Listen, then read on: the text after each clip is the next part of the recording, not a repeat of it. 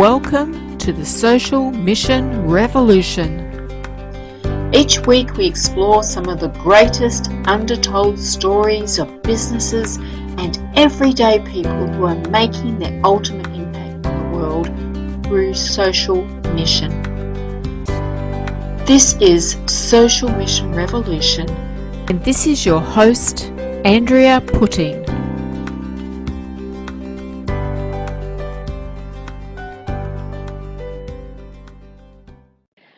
My guest today in the Social Mission Revolution is Melinda Shelley. Now, I recently met Melinda at a speaking training that she was doing. And I just loved her story about the work that she's doing, what her social mission is. And I'm going to let her share with you very soon what that is. And I'm sure you'll be really fascinated by it and enjoy the story around it. So welcome, Melinda. Hi, Andrea. Thanks for having me. You're welcome. So let's start with that question that I love to give people and love to start my show with. If there was just one thing for you to fight for, what would that be? Well, that's a really easy question to answer, because if there's one thing I could fight for, and that is for every child to have books and someone to read to them every day, because that's my passion, is getting books into children's hands. And that's a really important one, because I know that right through when my children were little, I was just passionate about making sure that they had books and that they were learning to read from day dot. And now I've got a grandson who loves books, so we know how important that is. So that obviously leads us into what it is, what your social mission is. So would you like to share with us what your social mission is? I'd love to share. Well, I am the founder of the free children's book charity, 123 Read to Me, and we've donated over 300,000 books to disadvantaged children across Australia. So what we do is we collect books and we sort them out, and then we redistribute them to children who need them. So we have free books in fish and chip shops, in Centrelink offices, in kinders, in playgroups, in speech pathologists' waiting rooms, in emergency departments. We have literacy days in schools where we give enough books for each student to take 2 books of their choice to take home and keep. Because most people don't realise, but there are over 200,000 children in Victoria who are living in poverty, and there's 739,000 children living in poverty across Australia. And that was before the shutdown and COVID. It's astounding to me, because it isn't something that I would have ever thought of, the fact that children don't have books, because it's always been, like I said, it's just a natural thing for us. We just think, well, you give a kid a book and you buy them more books and you read to them, but obviously that's not the way it is with everybody. Well, no, and if you think about it, if you're struggling to put food on the table, books are a luxury. Yeah. You know, and if you haven't been a reader, or you've struggled at school with reading, you know, and like most people, we don't tend to do things that we're not good at.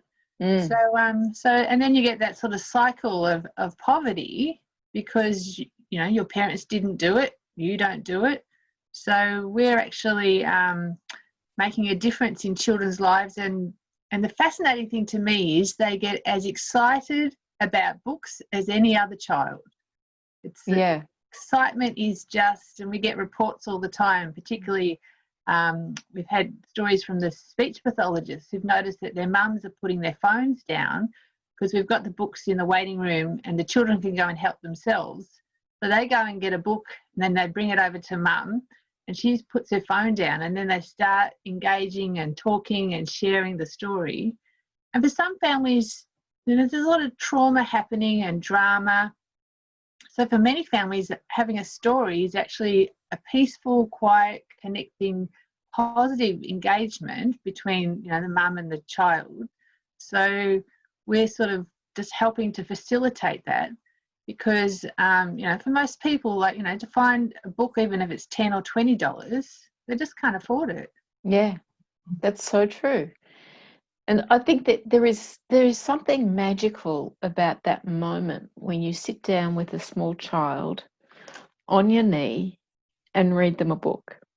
And then they've got to read it again and again.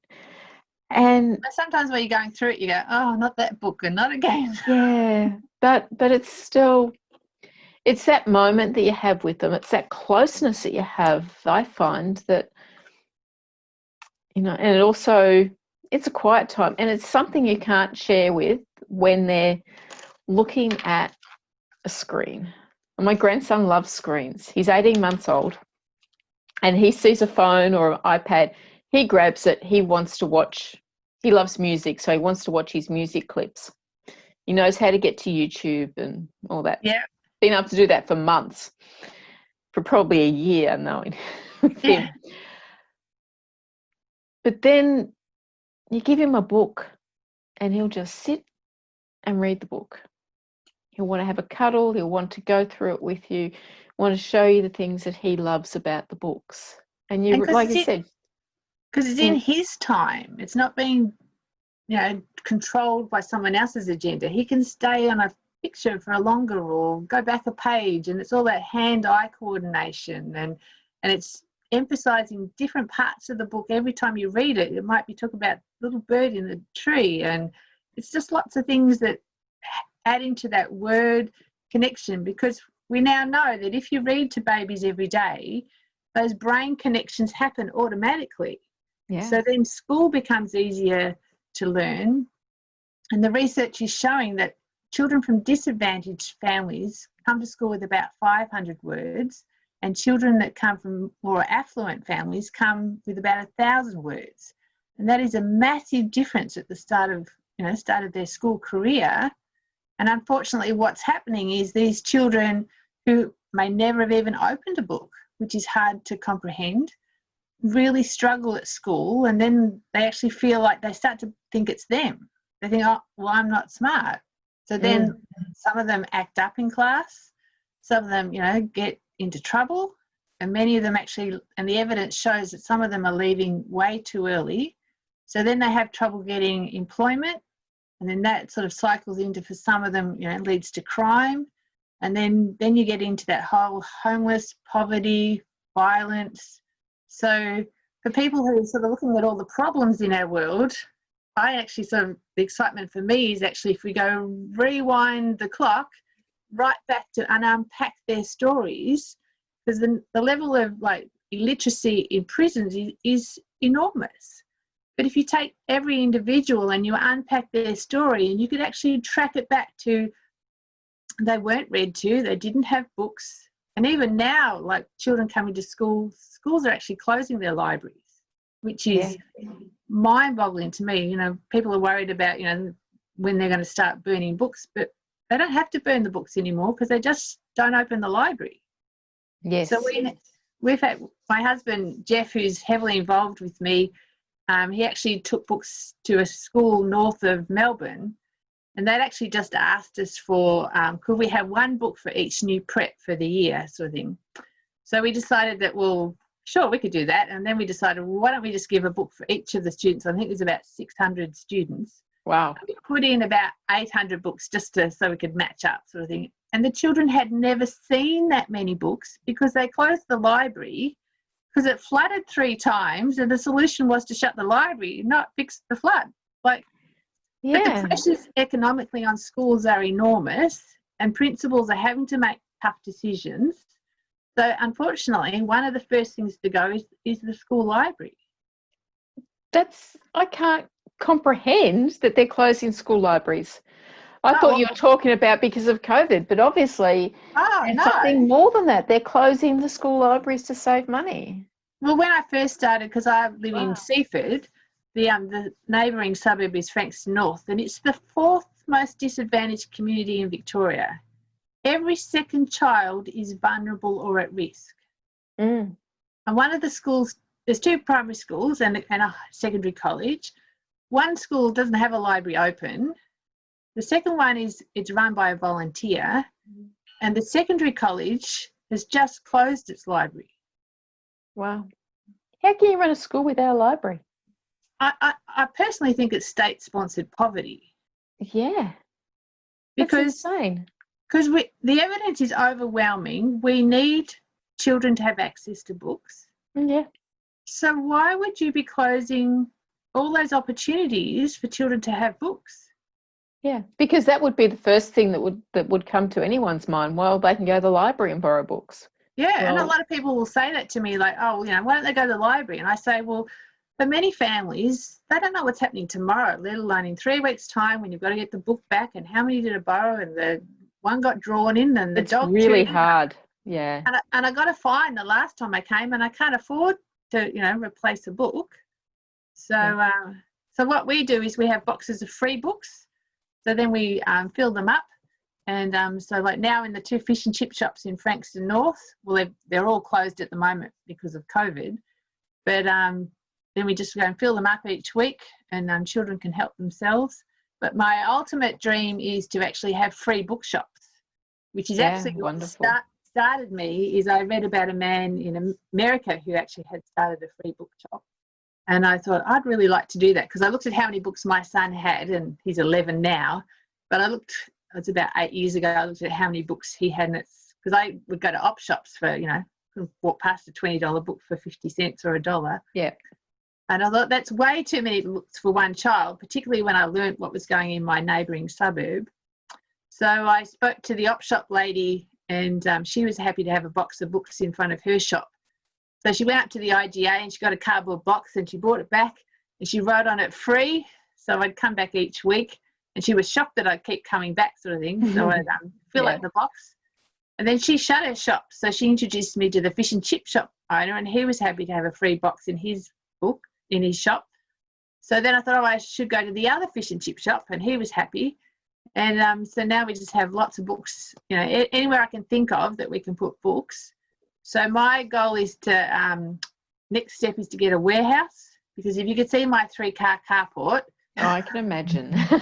My husband, we've filled in the 3 sides to keep the weather out, and we've got some pallet racking in there now. But we're limited because, well, all the books exist. You think of all the friends you have that, their kids have grown up or even their grandchildren have grown up, and I say to them, keep all your favourite ones. But then, give me all the ones that you've finished with. But I can't do that loud and clear because we've got to get a warehouse. So then we can actually start. And we've got lots of people who want to come and volunteer because I keep promoting to say to people, well, if you're looking for something to do and you want to make a difference and secure our future, come and help us, sort of thing. Yeah. So that's my next goal is I have to get a warehouse and then we can start ramping it up, because my mission is to give 2 books a month to the 739,000 children across Australia. Wow, that's massive. So that is a massive millions of dollars worth of books a year. It is, yeah. But they all exist out in people's cupboards. Mm-hmm. And so it's not rocket science. No, I had rocket science on another time. And if it was, we'd go and get a rocket scientist and that helped solve the problem. So, Yeah. So it's sort of like just, all your listeners out there who, you all have books that if you know that it's going to a child who will just love it and they will be so excited. So my other plan is to do a Grab a Granny program, which is to enlist all the grannies across Australia to come to kinders and schools and just read stories to children. Yeah. Because most teachers don't have time with the curriculum the way it is at the moment. But to sit and read. Just to sit, like have your own special chair and any child can grab a book and come and sit and, read stories. And I think that would be just a delight to see that connection between the generations. Yeah, I love and that. I know there are beautiful. a lot of families out there for lots of reasons have lots of issues, but to be able to connect those generations and share a story that so they're my visions of securing the future, because most people don't realise but 46% of Australians are functionally illiterate. That's amazing. It's just, which means they might be able to read but they don't understand what they're reading. Yeah. So they can't understand the doctor's orders or a recipe or read the timetable, that so this is big economic impact on our society. It's massive. So, but I think a lot of people miss it because it seems so simple and benign as picking up a book and reading to a child.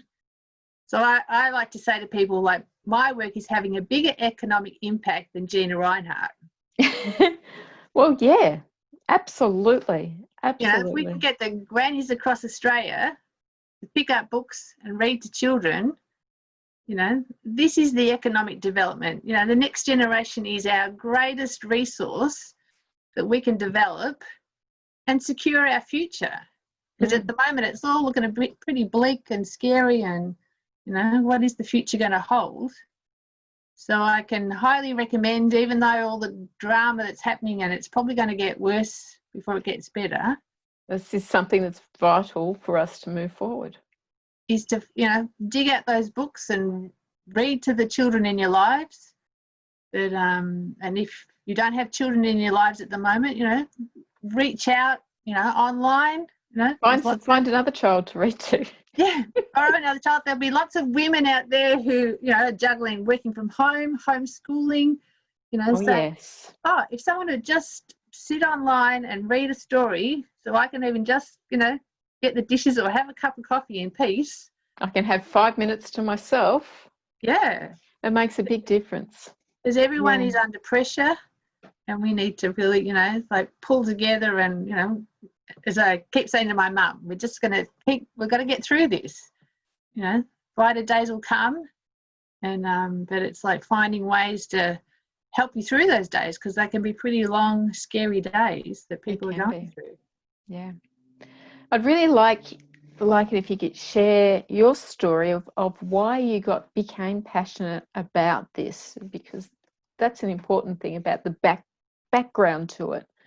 What started you on this journey? Well, I actually grew up in a family where maths was really easy, and my mum and dad found spelling and reading and English, you know, was hard, and so did my grandmother. And I was told, you know, all the time that that's just the way it is. So, and then about 15 years ago, I read a book by Dorothy Butler called Babies Need Books. Yeah. In there, she talks about if you read to children and babies every day, all those brain connections happen automatically. And I remember reading, going, wow, if that's true, that's amazing. So then when I had my son, who's now 11, I thought, well, now's the time to put this theory into practice. So I'd read to him, and, you know, to start off with, I'd stumble over the words and I wasn't very confident. And but as a baby, he didn't mind. And then I noticed I started to get more confident. And then I noticed my spelling improved, and, you know, even my grammar improved. And so then I actually was involved. So it's good for mum as well. Well, yeah, and I'm saying to people, like, even if you've struggled with reading, you pick up and you start with a spot book. And I actually have a man in a public housing estate who is borrowing the children's books, and he's teaching himself to read. Yeah. So he brings them back, and he's, yep, I can do them now. So as I say to people, because babies don't mind if you don't know a word or you can't pronounce it. So so then I just sort of, like, as I said before, that I learned about what was happening in my neighbouring suburb, and it just horrified me. Every second child is vulnerable or at risk. Mm. And then when I learned that there's 739,000, that's over 7 MCGs filled with children. Yeah. And that's official poverty. You could probably double that for what, you know, and let alone what's happening now with COVID. Yeah. It would be, yeah, the numbers could be twice that easy. Yeah. Of families who, like you said, it's official poverty. But we, you know, just thinking back to when my children were small in the 80s, and on a single income, and interest rates were sky high, we didn't have a lot of money for things either. Yeah. But we still had money. We could still afford enough books for children. But I can understand how very simply it would be just to drop that level just that little bit, and things like books would not have been on our agenda. Yeah, because you're in survival. You Mm. just like, electricity prices are going up, That's right. rents, and so it's like it's probably even more important now than ever before that and this is something we can do. That's what gets me. That's what excites me, because it's like I can do this. And I figure I just keep talking to people, and someone out there is going to say, oh, I've got a warehouse, or how much do you need? Like, because I lost my job with the shutdown. So, because I was a casual in childcare work. And so I'm using it as a blessing in disguise. So I now sort 500 books a day. So I'm on track to do over 100,000 books this year. Yep. And at an average of $10 a book, that's about $1 million worth of books. It's amazing. So we're just about to send a pallet load up to Townsville, because we've partnered with the Lions clubs across Australia. Great. So we have had 2 pallets of books we sent up to Townsville when the floods went through, because the state government was still trying to work out whether they were going to replace the libraries. And in the meantime, we got 2 pallets of books up there for the schools. And through the Need for Feed program, we actually sent books up to the back of Burke through the drought assistance program that Lions does. And we've also had books down for the bushfires all through East Gippsland and southern New South Wales. So, and I'm working on getting books into the Northern Territory. So, but again, I just need to find those connections with transport to, get them out there. Because that's the expensive thing. Well, it's like the books exist, the Yes. children exist, the volunteers exist. It's just those logistics in the middle to make that magic happen. Or you need somebody in these other states to come on board with you and start collecting books in their areas. Yeah, well, we've got Bathurst Lions Club on board. Yeah. And we've just heard that Newcastle Lions is really interested in getting involved. So again, it's just talking to people. And down in Moe, we've got a member down there who this year is looking after 42 schools and kinders across that sort of Latrobe Valley area. So and one person can make a huge difference, because I'd even like to get the grey nomads involved to sort of put on a map where all the books need to go. So when people can all travel, it's like, oh yeah, well, we'll go out to this little town over here. And we can take a few boxes with us, and we can be like Santa. Yeah. Give out books. The children will be just so excited to see you. Oh gosh, I can just imagine. My father is now passed, but he would have loved doing that, because they love to travel and they'd get in their little, do the grey nomad thing. Yeah. But I can just imagine he would have loved to have gone into places and handed out books to children, and he would have just thought that was just an amazing experience to have. And I think I wouldn't mind doing that. Yeah. So then you go, oh, see, I've got an excuse to travel because I have to go here and I have to go there. Then so it's like these are all the ideas that we'll be able to make happen. Yeah. And secure our future. Yes. And create it that these children can have the power of words to express themselves, to be what they want to be. Because if you don't have the words, it's like everything's shut down. Yeah. You just can't. You can't speak. You can't speak up for yourself. You can't speak up for others. Yeah. So it's it seems very benign. You just pick up a book and it's like, oh, it's all cute, whatever. But it is so significant. This is the little, you talk about the jigsaw. This is the little piece that creates that masterpiece. Because if you have all these kids up and firing and being able to talk and understand people, and let's put it into a picture of one child. So if you were to see one baby and they were given some of your books, what would you see for their future? Well, they will go to school excited, and they will understand what the teacher's saying, and then they will have the word power to be able to make choices, to understand new concepts. Because if you don't have words, you can't. Learning is very hard when you have very limited words. Mm-hmm. So then it opens up, are they going to be follow their passion? Are they going to even know what their passion is? So then they have more successes, and then that builds on, their sense of self. And then it leads to the choices who they hang out with, and then that leads to who they end up partnering with, and then that leads to how they raise their children and how they run their business and what choices they make. So it all builds into this success story, rather than if you go right back in time, there was no books. Yeah. There was no language, because even, when you're home with babies, those days can be pretty long. And for some days I found books helped me through those days. And it also, they found in books there are lots of words that you don't use in day-to-day language. Mm-hmm. So it's like this whole magic happens that, and it just excites me to sort of know that little old me from the country can make this contribution. Can make a massive difference in the world. I have to tell you, the very first gift I bought for my grandson before he was born was a book. Yeah. I bought him a book on rocket science for babies. Oh, beautiful, yeah. It's all rocket science. Yeah, there's some beautiful books out there now with these big concepts all simplified down into... Yeah, and they're great as parents and grandparents, because you look, oh, yeah, that's simple. Yeah. I can understand that now. Well, I'm finding I have learned more from my son, and I didn't think I had to learn that much about space and physics, and but if you simplify everything down, everything's learnable. It is. I don't think I missed that in school. Yeah, because they weren't simplifying things properly for you. Yeah. Yeah. And school keeps moving, but now with technology, you can actually help children. Some children need to hear it 3 times. Yes.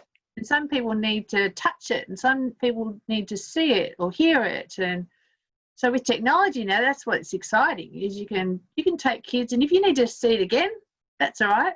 Because I found a great app on learning the countries of the world. So when my son, sort of just before he goes to sleep, I sort of practice it sort of thing. So now I've just about learned all the countries in Europe, because this app teaches you, and if you get it wrong, it doesn't matter.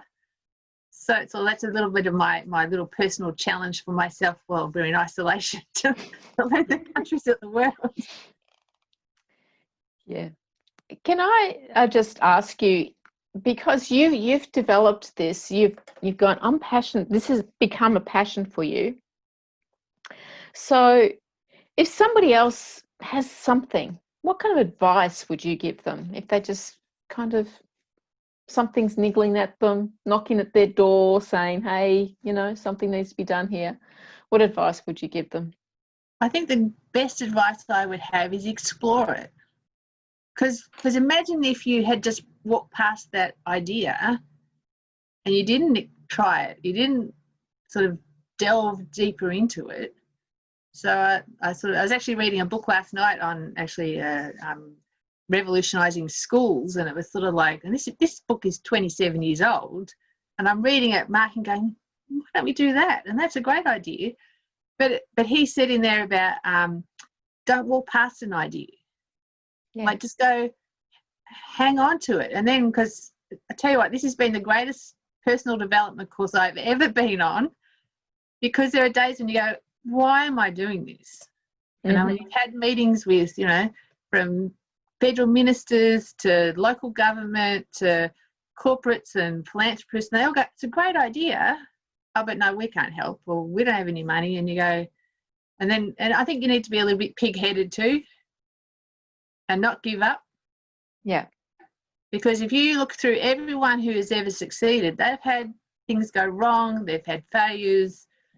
So it's sort of like that, sometimes you might even feel like you're hanging on by your fingernails, but it's like dream and imagine, and, because I have a little visualization. I sort of imagine now all the characters in the stories are helping me getting them to all the children across Australia.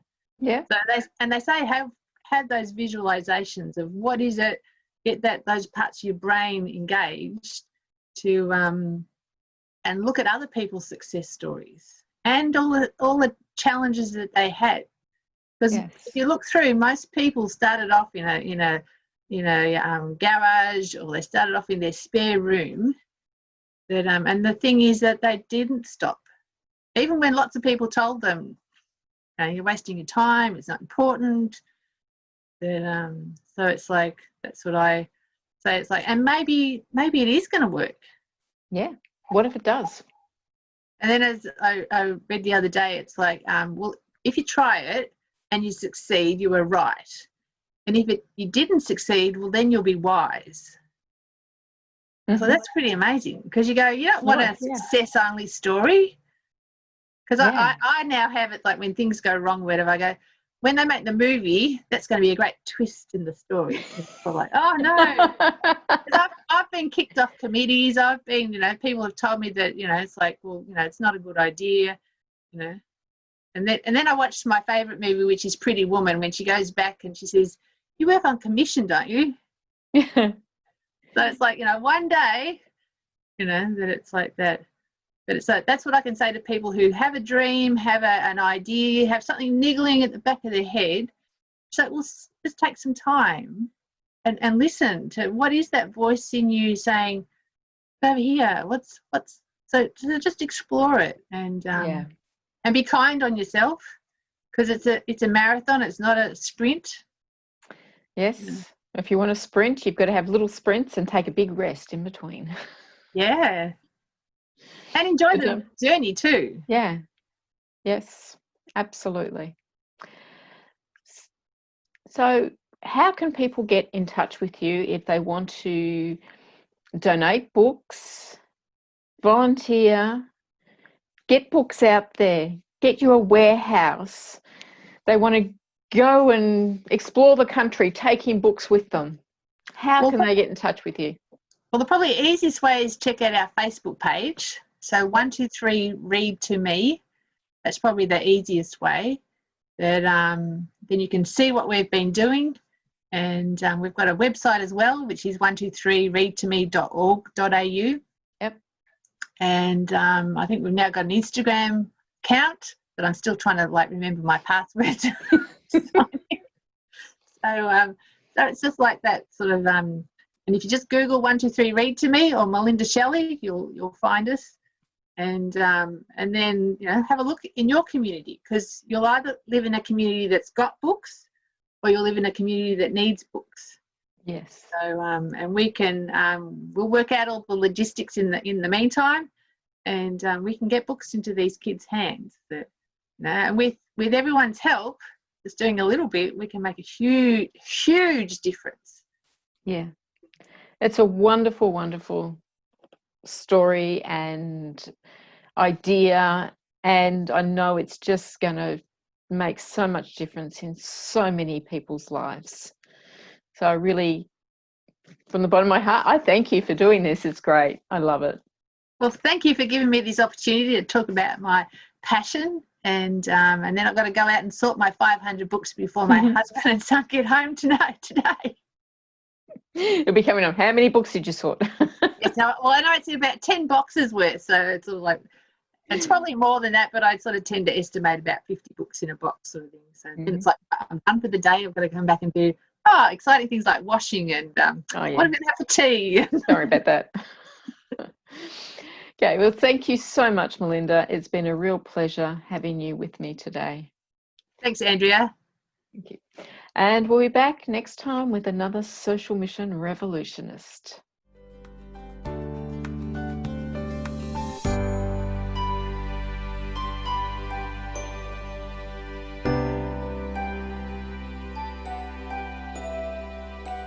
This has been the Social Mission Revolution with Andrea Putting.